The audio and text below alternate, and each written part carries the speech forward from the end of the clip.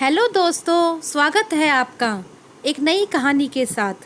तितली के संघर्ष की कहानी। एक दिन एक लड़के को अपने बगीचे में टहलते हुए एक टहनी से लटका हुआ एक तितली का कोकून दिखाई दिया।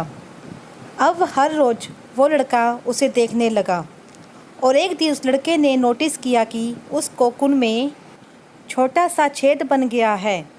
उस दिन वो वहीं बैठ गया और घंटों तक उसे देखता रहा।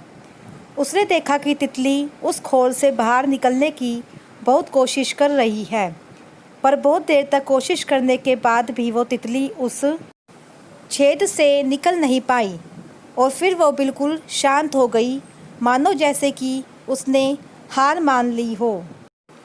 इसलिए उस लड़के ने निश्चय किया कि वो उस तितली की मदद करेगा।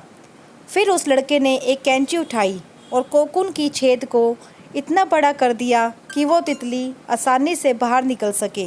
और फिर यही हुआ कि तितली बिना किसी संघर्ष के बहुत आसानी से बाहर निकल आई, पर उसका शरीर सूजा हुआ था और उसके पंख भी सूखे हुए थे।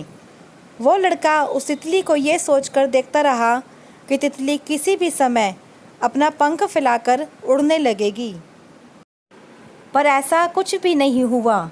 इसके बाद बेचारी तितली कभी भी उड़ ही नहीं पाई और फिर तितली को अपनी बाकी की सारी ज़िंदगी घसीटते हुए बितानी पड़ी।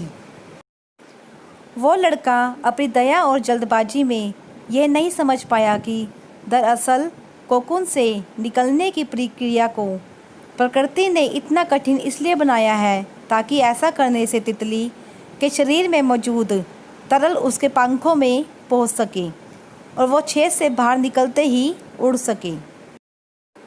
वास्तव में कभी कभी हमारे जीवन में संघर्ष ही वो चीज़ है जिसकी हमें सचमुच बहुत ज़रूरत होती है। यदि हम बिना किसी संघर्ष के सब कुछ पाने लगेंगे तो हम भी एक अपंग के समान हो जाएंगे। जैसे सुख के साथ दुख हमारी ज़िंदगी का हिस्सा है, वैसे ही संघर्ष भी। फिर हम किसी भी मेहनत और संघर्ष के कभी उतने मजबूत नहीं बन पाएंगे जितनी हमारी क्षमता है। इसलिए जीवन में आने वाले कठिन पलों को अच्छे दृष्टिकोण से देखिए। वो आपको कुछ ऐसा सिखा जाएंगे जो आपकी ज़िंदगी की उड़ान को बहुत ही आसान बना देंगे। अगर आपको यह कहानी अच्छी लगी हो तो प्लीज़ इसे लाइक करें, शेयर करें एंड सब्सक्राइब करें मेरे चैनल को।